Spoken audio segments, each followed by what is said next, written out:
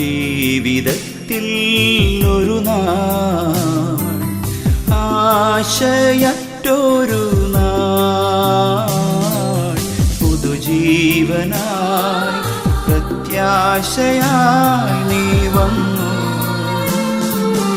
N ജീവിതത്തിൽ ഒരു നാൾ ആശയറ്റൊരു നാൾ പുതുജീവനായി പ്രത്യാശയായി നീ വന്നു.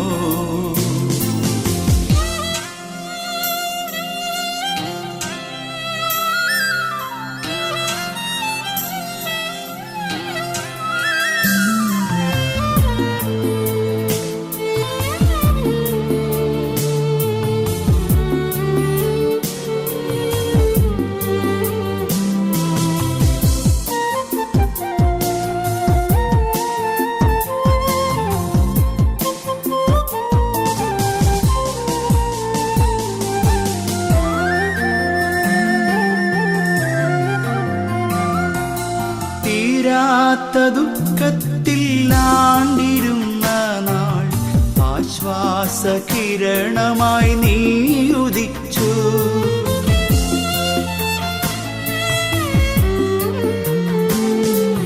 തീരാത്ത ദുഃഖത്തിൽ ആണ്ടിരുന്ന നാൾ ആശ്വാസ കിരണമായി നീ ഉദിച്ചു.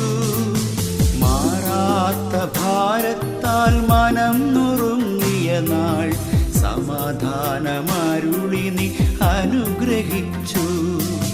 മാറാത്ത ഭാരത്താൽ മനം നുറുങ്ങിയ നാൾ സമാധാനമരുളി നീ അനുഗ്രഹിച്ചു. അവർ ജീസസ് ലീവ്സ് മിനിസ്ട്രീസ് ഒരുക്കുന്ന ഇരുളിൽ നിന്നും വെളിച്ചത്തിലേക്ക് എന്ന പ്രോഗ്രാമിലേക്ക് എല്ലാ മാന്യ പ്രേക്ഷകർക്കും സ്വാഗതം. വെളിച്ചത്തിൻ്റെ കണ്ണഞ്ചിക്കുന്ന മായാപ്രഭാവത്തിലാണ് ഞാനും നിങ്ങളും ഇന്ന് ജീവിക്കുന്നത്. ഇരുട്ടിലായിട്ടും വെളിച്ചത്തിൽ നിന്ന് അവകാശപ്പെടുന്നവർക്ക് യഥാർത്ഥ വെളിച്ചത്തിൻ്റെ ദൂത് നൽകുകയാണ് അവർ ജീസസ് ലീവ്സ് മിനിസ്ട്രീസ് ഒരുക്കുന്ന ഇരുളിൽ നിന്നും വെളിച്ചത്തിലേക്ക് എന്ന ഈ പ്രോഗ്രാമിലൂടെ ഞങ്ങൾ ലക്ഷ്യമിടുന്നത്.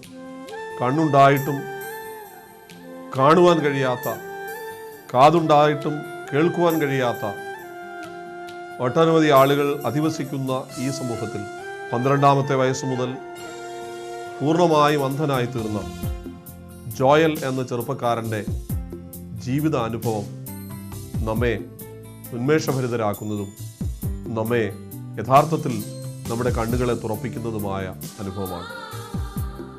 12 വയസ്സുവരെ കേവലം 30% മാത്രം കാഴ്ചയുണ്ടായിരുന്ന ജോയൽ 12ാമത്തെ വയസ്സ് മുതൽ പൂർണ്ണമായും ഇരുളിൻ്റെ ലോകത്തിലേക്ക് മാറി താൻ പൂർണ്ണ അന്ധനായി തീർന്നു. പൂർണ്ണമായും അന്ധനായി തീർന്ന ജോയൽ തൻ്റെ ജീവിതത്തിൽ ഈ ലോകത്തിൻ്റെ കാഴ്ചകളൊന്നും കാണാൻ കഴിയാതിരിക്കുമ്പോഴും രക്ഷകനായ യഥാർത്ഥ വെളിച്ചമായ യേശുവുമായുള്ള ബന്ധത്തിലേക്ക് വരികയും തൻ്റെ ഹൃദയത്തിൻ്റെ കണ്ണുകൾ തുറക്കപ്പെടുകയും ലോകത്തെ പ്രകാശിപ്പിക്കുന്ന സത്യവെളിച്ചമായ യേശുവിൻ്റെ പ്രകാശത്താൽ താൻ പ്രകാശപൂരിതനായി തീരുകയും ചെയ്തു. നമുക്ക് തുടർന്ന് പ്രിയ ജോയലിൻ്റെ സാക്ഷ്യം ശ്രദ്ധിക്കാം. ജോയലിലേക്ക് നമ്മുടെ ശ്രദ്ധ തിരിക്കാം. എൻ്റെ ജന്മം UAE എന്ന രാജ്യത്തിൽ ദുബായിലായിരുന്നു. പത്തനംതിട്ട ജില്ലയിൽ തിരുവല്ലയിൽ കാവുംഭാഗത്താണ് എൻ്റെ വീട്. CC വർഗീസിൻ്റെയും ആനി വർഗീസിൻ്റെയും 3 മക്കളിൽ 2ാമത്തെ മകനായി ജനിച്ചു. എൻ്റെ പിതാവ് കർത്താവിൻ്റെ വേലയിൽ സഭാ ശുശ്രൂഷയുള്ള ബന്ധത്തിലായിരിക്കുമ്പോൾ തന്നെ ഭൗതികമായ ഒരു ജോലിയും തനിക്കുണ്ട്. എൻ്റെ മാതാവ് ഒരു ഹൗസ് വൈഫാണ്. എനിക്ക് മൂത്തൊരു സഹോദരിയുണ്ട്. സഹോദരി വിവാഹം കഴിഞ്ഞ് കുടുംബമായി ദുബായിൽ പാർത്തോണ്ട് ജോലി ചെയ്യുന്നു. എൻ്റെ ഇളയ സഹോദരി കോയമ്പത്തൂരിൽ B.Pharm ഫൈനൽ ഇയറിന് പഠിച്ചുകൊണ്ടിരിക്കുകയാണ്. എൻ്റെ ജനനത്തിൽ തന്നെ എനിക്ക് കാഴ്ചയുടെ വൈകല്യമുണ്ട്. ജനിച്ചപ്പോൾ തന്നെ എനിക്ക് ലോ വിഷൻ ആയിരുന്നു, പൂർണ്ണമായ കാഴ്ചയില്ലായിരുന്നു. അതോടുകൂടി തന്നെ അതോടൊപ്പം ഞാൻ ജനിച്ച് മൂന്നാഴ്ചയോളം മഞ്ഞപ്പിത്തത്തിൻ്റെ അസുഖം ബാധിച്ച് ഇൻക്യുബേറ്ററിലായിരുന്നു. പക്ഷേ എൻ്റെ ദൈവത്തിൻ്റെ വാഗ്ദത്തം എൻ്റെ മേലുണ്ടായിരുന്നത് കൊണ്ട് എൻ്റെ ദൈവം എന്നെ ഞാൻ അമ്മയുടെ ഉദരത്തിൽ ഉരുവാകുന്നതിന് മുൻപ് തന്നെ എൻ്റെ ദൈവത്തിൻ്റെ പദ്ധതിയിൽ ഞാൻ ഉൾപ്പെട്ടത് കൊണ്ട് ഈ ലോകത്തിൽ ജീവനോടെ ആയിരിക്കാൻ ദൈവം എന്നെ സഹായിക്കുന്നു. എൻ്റെ വളർച്ചയുടെ ഓരോ ഘട്ടത്തിലും എനിക്ക് വേണ്ടിയ സഹായം, പ്രോത്സാഹനം, എനിക്ക് വേണ്ടി ത്യാഗപൂർണമായ സമർപ്പണം ചെയ്യുന്നത് എൻ്റെ അമ്മയാണ്. സാധാരണ കുട്ടികളോടൊപ്പം ഒരു സാധാരണ സ്കൂളിലാണ് ഞാൻ പഠിച്ചത്. എനിക്ക് ചെറുപ്പത്തിൽ 12 വയസ്സ് വരെ 30% കാഴ്ച ഉണ്ടായിരുന്നു. ആ സമയത്ത് എനിക്ക് പഠിക്കേണ്ട പാഠഭാഗങ്ങളൊക്കെ അമ്മ അടയാളപ്പെടുത്തി അടിവരയിട്ട് തരുമായിരുന്നു. അതിനുശേഷം എൻ്റെ കാഴ്ച പൂർണ്ണമായി നഷ്ടപ്പെട്ടപ്പോൾ അമ്മ അത് വായിച്ച് പാഠഭാഗങ്ങളെല്ലാം വായിച്ച് കാസറ്റിൽ റെക്കോർഡ് ചെയ്ത് എനിക്ക് തരുമായിരുന്നു ഞാൻ പഠിക്കാൻ വേണ്ടി. ഇതുകൂടാതെ എൻ്റെ എല്ലാ അസൈൻമെൻറ്റ്സും പ്രോജക്ട്സും എല്ലാം അമ്മയാണ് എഴുതുന്നത്. ഞാൻ 10ാം ക്ലാസ്സിലെ SSLC പരീക്ഷയിലും 90% മാർക്കോടുകൂടെ പാസ്സാവാൻ ദൈവം സഹായിച്ചു.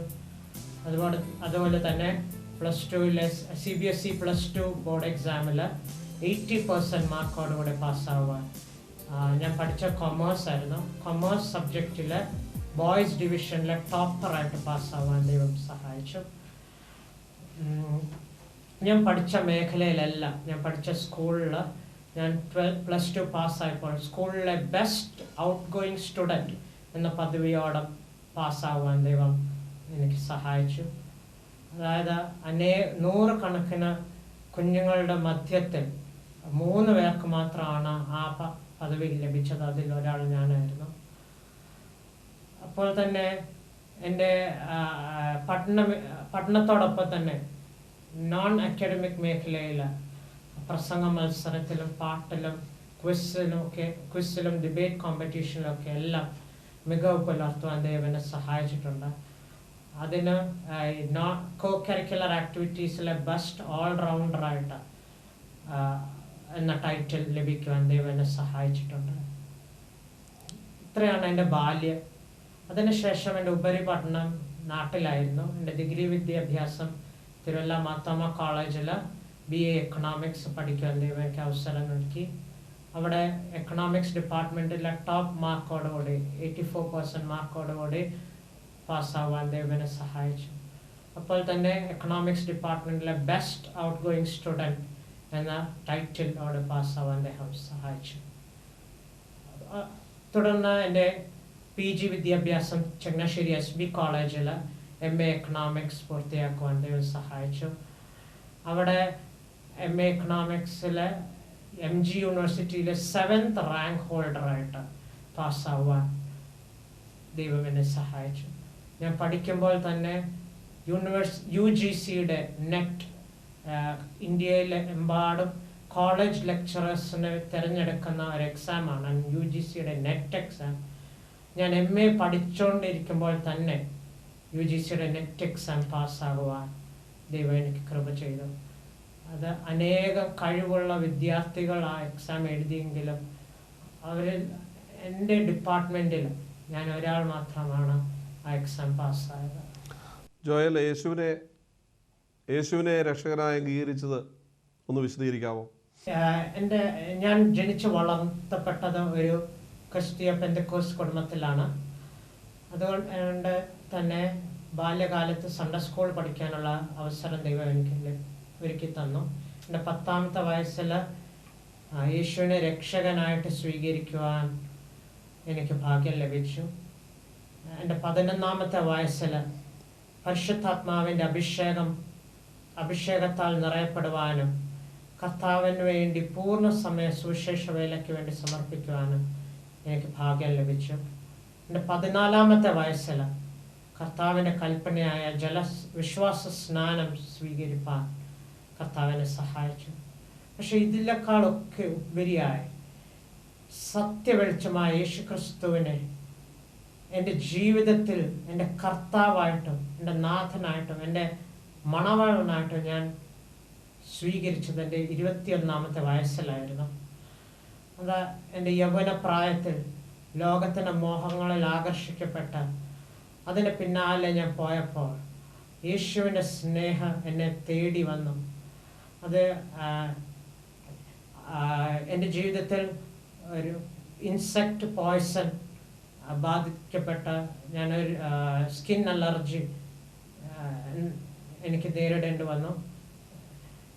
ആ രോഗത്തിൽ കൂടെയാണ് കർത്താവിൻ്റെ സ്നേഹം ഞാൻ അനുഭവിക്കുന്നത്. ആ രോഗത്തിൽ നിന്ന് കർത്താവിനെ സൗഖ്യമാക്കി. അതോടൊപ്പം തന്നെ യേശുവുമായിട്ട് വ്യക്തിപരമായ ഒരു ആത്മബന്ധത്തിലേക്ക് വരുവാൻ കർത്താവിനെ സഹായിച്ചു. എൻ്റെ പുറമേയുള്ള കണ്ണുകൾക്ക് കാഴ്ചയില്ലെന്ന് എനിക്ക് പറയാൻ കഴിയില്ല. കാരണം യഥാർത്ഥമായ വെളിച്ചം, യഥാർത്ഥ സത്യ വെളിച്ചം കാണുന്നത് നമ്മൾ യേശുക്രിസ്തുവുമായിട്ടുള്ള ആത്മബന്ധത്തിലേക്ക് വരുമ്പോഴാണ്.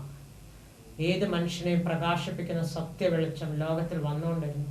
പക്ഷെ ലോകത്തിലുള്ള പലർക്കും അത് കാണാൻ കഴിയുന്നില്ല. പക്ഷെ എൻ്റെ ജീവിതത്തിൽ ആ സത്യ വെളിച്ചം കാണുവാൻ, ആ സത്യ വെളിച്ചം മുഖാന്തരം എൻ്റെ ജീവിതം പ്രകാശമയമായി തീരുവാൻ സാധിച്ചു.